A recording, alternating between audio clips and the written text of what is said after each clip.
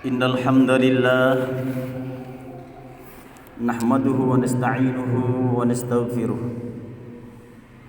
wa na'udzu billahi min shururi anfusina wa min sayyiati a'malina.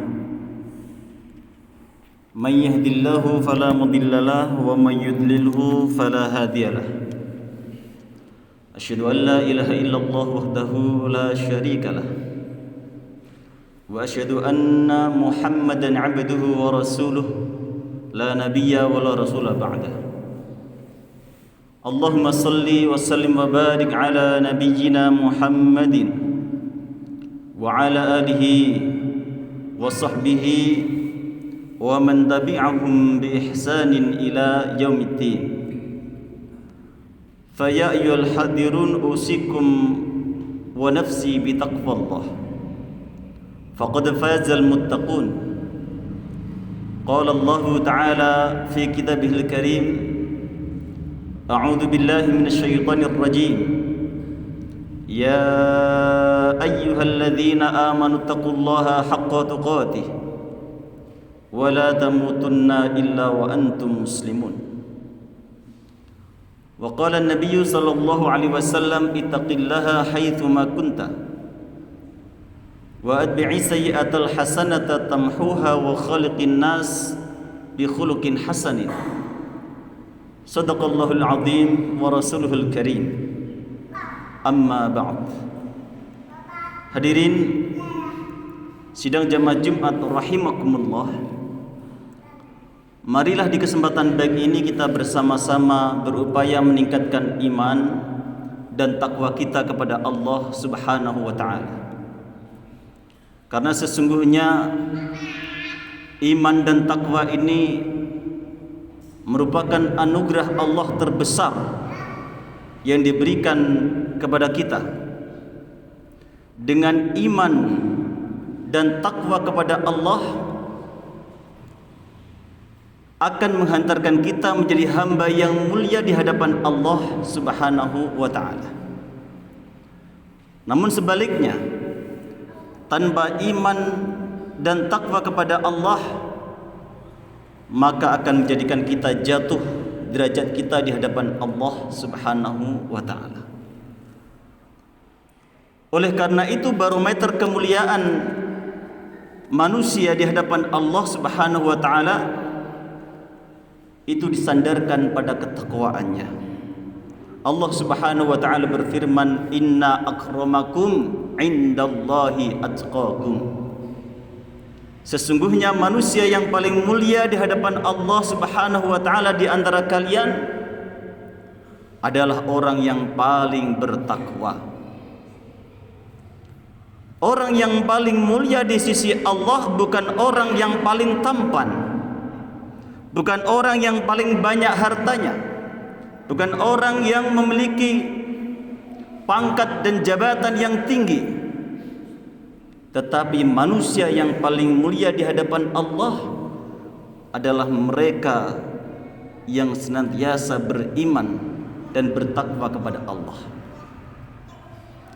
Oleh karena itulah khatib tidak bosan-bosannya berwasiat pada diri pribadi dan juga kepada para jamaah sekalian agar kita senantiasa menjaga nikmat iman dan takwa yang telah diberikan oleh Allah Subhanahu wa taala. Kita dalam hidup ini perlu berjuang untuk mempertahankan iman dan takwa kita. Kita perlu mengisi hidup ini dengan iman dan takwa kepada Allah Subhanahu wa taala. Agar kita kelak bisa kembali kepada Allah dengan membawa iman dan takwa, dan kita akan mendapatkan tempat yang mulia, yaitu di surganya Allah Subhanahu wa taala. Ma'asyiral hadirin sidang jamaah Jumat rahimakumullah. Selanjutnya, kalau kita mengikuti perkembangan informasi dan berita saat ini, bahwa di negeri kita ini telah terjadi gempa di beberapa tempat Khususnya yang paling dahsyat akhir-akhir ini adalah di wilayah Cianjur, Jawa Barat. Dan kemudian disusul 2 hari yang lalu di Probolinggo. Yang kalau kita mengikuti berita, maka sebagaimana yang disampaikan oleh Badan Nasional Penanggulangan Bencana atau BNPB menyampaikan bahwa hingga kemarin hari Rabu, data korban terdampak gempa bumi Kabupaten Cianjur, Jawa Barat, korban tewas dilaporkan bertambah menjadi 271 orang yang meninggal dunia hari Rabu kemarin. Dan 2043 warga luka-luka dan 40 lainnya diberitakan hilang, belum ditemukan. Ini menurut informasi dari BNPB tanggal 23 hari Rabu kemarin. Dan bisa jadi data itu bertambah dengan berjalannya waktu. Tentu yang luka-luka bisa jadi ada yang terselamatkan, atau bisa jadi mereka juga ikut menjadi korban yang meninggal dunia. Bahkan kalau kita mengikuti berita bahwa hasil dari Forum Meteorologi, Klimatologi dan Geofisika, Forum MKG di Provinsi Jawa Timur ini, ada potensi gempa yang meskipun secara waktu tidak bisa diprediksi dan tidak bisa ditentukan, tetapi bahwa prediksi gempa di Jawa Timur ini tetap ada.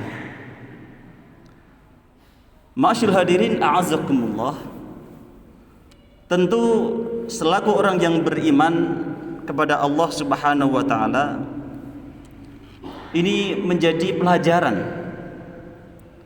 dan peringatan bagi kita semuanya. Hendaknya kita kembali membaca firman-firman Allah Subhanahu wa taala di dalam Al-Qur'an, agar Allah Subhanahu wa taala menyelamatkan kita dari bencana dan musibah.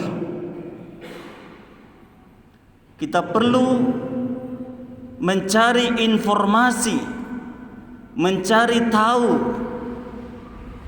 berita yang ada di dalam Al-Qur'anul Karim, agar kemudian kita bisa lebih berhati-hati. Karena sesungguhnya tidak ada kejadian di muka bumi ini yang serta-merta kecuali atas kehendak Allah Subhanahu wa taala. Allah lah yang maha kuasa, Allah lah yang maha menentukan, Allah lah yang maha berkehendak. Andaikan Allah mau, maka segala takdir pasti akan terjadi. Masyaallah hadirin a'azzakumullah, kalau kita membaca Al-Qur'anul Karim, maka di sana banyak sekali ayat-ayat yang menjelaskan tentang sebab-sebab turunnya bencana dan musibah. Kalau kemudian kita sebagai orang yang beriman, penduduk mayoritas di negeri Indonesia ini memahami dengan baik, kemudian berhati-hati, mengambil sikap kehati-hatian, mengambil sikap sesuai dengan petunjuk Allah, maka insya Allah akan jauhkan kita dari bencana, Allah akan selamatkan kita dari musibah. Tetapi kalau kita enggan untuk mempelajari, memahami ayat-ayat Al-Quran, bahkan kita abaikan peringatan-peringatan Allah Subhanahu wa taala, maka tidak mungkin satu negeri Indonesia ini akan dilenyapkan oleh Allah Subhanahu wa taala kalau memang sebab-sebab turunnya musibah itu telah ada di negeri ini. Na'udzubillah tsumma na'udzubillah. Maka ini adalah pelajaran yang sangat penting, hal yang perlu kita cermati bersama firman-firman Allah di dalam Al-Qur'anul Karim. Apa penyebab-penyebab turunnya bencana dan musibah yang dijelaskan oleh Allah di dalam Al-Quran? Yang pertama adalah karena mengingkari atau mendustakan ayat-ayat Allah. Jika satu penduduk negeri itu penduduknya mengingkari, mendustakan ayat-ayat Allah, tidak perhatian lagi dengan Al-Quranul Karim, abai terhadap firman-firman Allah, maka itu menjadi salah satu penyebab turunnya bencana. Di mana Allah Subhanahu wa taala berfirman, "Walau anna ahlal qura amanu wattaqau lafatahna 'alaihim barakatim minas sama'i wal ardh walakin kadzdzabu fa akhadnahum bima kanu yaksibun." Walau anna ahlal qura, andaikan satu penduduk negeri itu beriman dan bertakwa, sungguh akan aku bukakan pintu keberkahan yang datangnya dari langit dan dari bumi. Walakin kadzdzabu, akan tetapi ketika mereka mendustakan ayat-ayat Allah, mereka abai terhadap firman-firman Allah, ingkar kepada Allah, mendustakan nikmat-nikmat Allah, fa akhadnahum bima kanu yaksibun, maka kami akan siksa mereka disebabkan perbuatan mereka. Kemudian yang kedua, musibah atau bencana itu bisa terjadi karena adanya proses menyekutukan Allah dengan sesuatu atau perbuatan syirik, seperti mempropagandakan bahwa Allah memiliki anak. Ini termasuk kesyirikan yang luar biasa. Menganggap Allah punya anak atau menganggap ada kekuatan lain selain Allah. Ini adalah perbuatan syirik dan orangnya disebut musyrik. Perbuatan syirik bisa menjadi salah satu penyebab turunnya bencana, di mana Allah Subhanahu wa taala berfirman, "A'udzu billahi minasyaitonir rajim. Wa qalu takhadar rahman walada. Laqad ji'tum syai'an idda. Takadu samawati yatafattarna minhu wa tanshaqqul ardu wa takhirrul jibalu hatta an da'u lirrahmani walada wa ma yanbaghi lirrahman ayyattakhidha walada." Ayat ini tertera di dalam surat Maryam ayat 88 hingga 92. Apa firman Allah? Dan mereka berkata, Tuhan yang Maha Pemurah mengambil atau mempunyai anak. Menganggap Allah punya anak. Sesungguhnya kamu telah mendatangkan sesuatu perkara yang sangat mungkar. Perkataan atau keyakinan bahwa Allah punya anak itu adalah sesuatu perkataan yang sangat mungkar menurut Allah.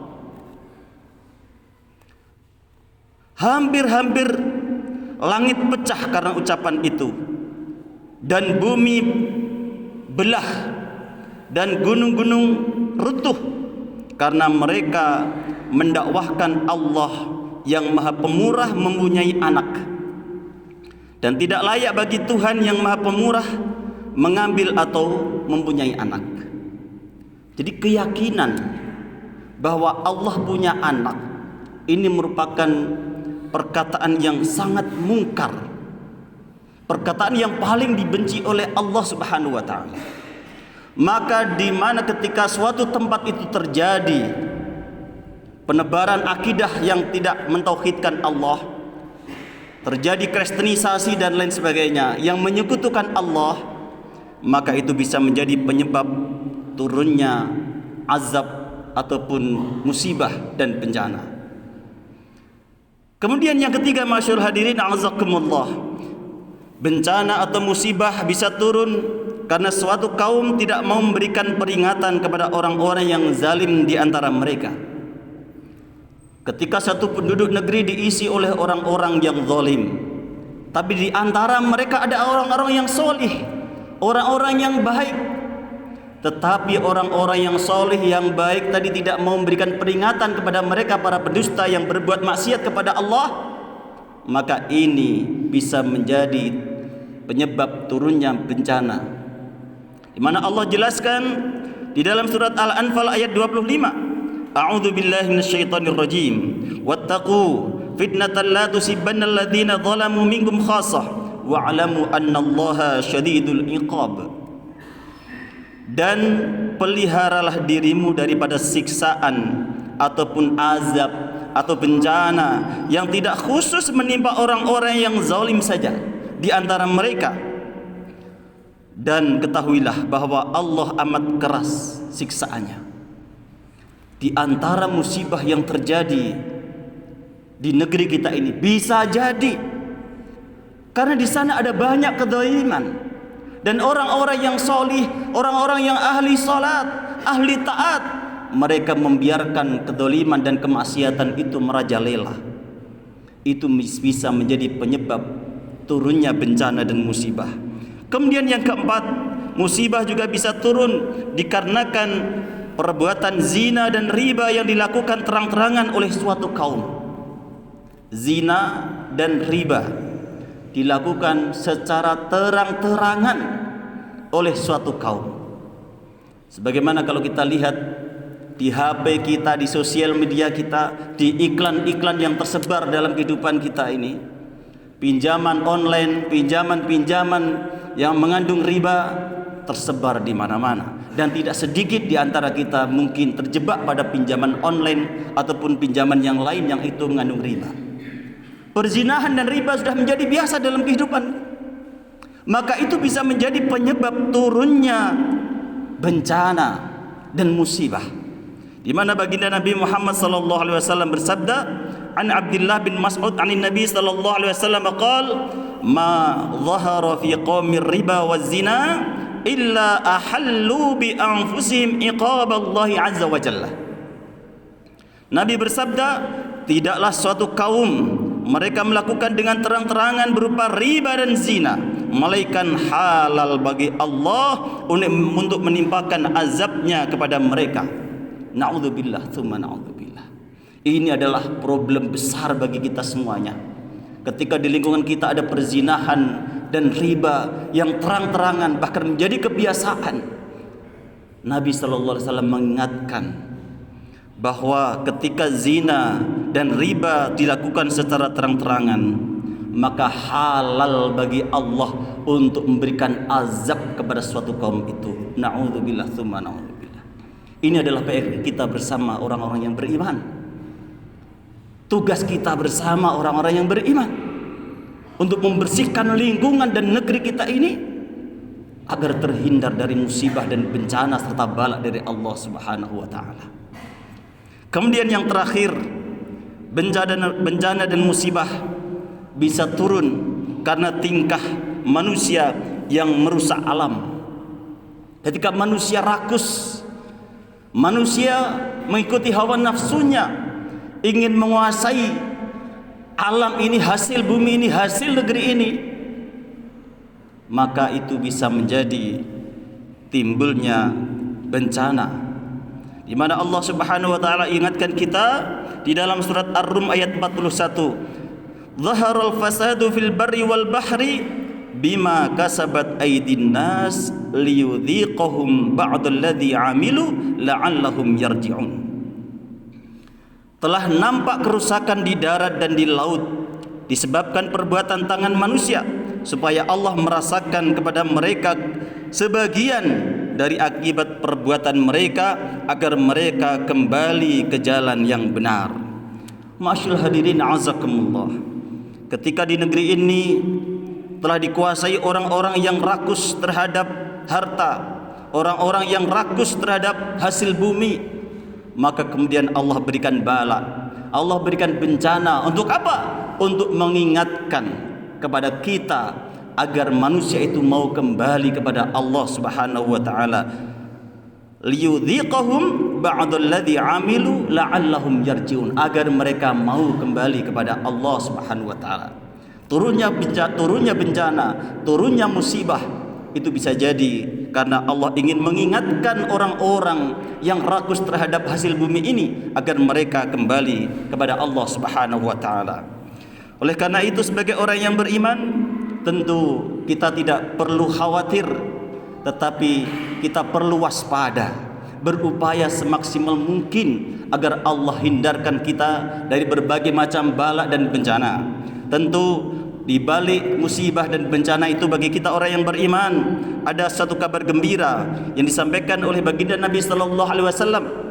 Tidaklah sesuatu menimpa seorang muslim baik berupa rasa letih, rasa sakit, gelisah, sedih, gangguan, gundah gulana, bahkan duri yang menusuknya adalah ujian baginya, melainkan dengan hal itu Allah akan mengampuni dosa-dosanya. Kita berdoa bersama-sama, mudah-mudahan saudara-saudara kita di negeri kita tercinta Indonesia ini, mereka yang sedang ditimpa musibah, mereka yang ditimpa sakit, mudah-mudahan itu menjadi sarana diampuni dosa-dosa yang telah dilakukan, dan kita semuanya diberikan ampunan oleh Allah Subhanahu wa taala dan dijauhkan dari bala dan bencana. Amin ya rabbal alamin. Barakallahu li wa lakum fil Qur'anil azim wa nafa'ani wa iyyakum bima fihi minal ayati wa dzikril hakim wa taqabbalallahu minna wa minkum tilawatahu innahu huwas samiul alim.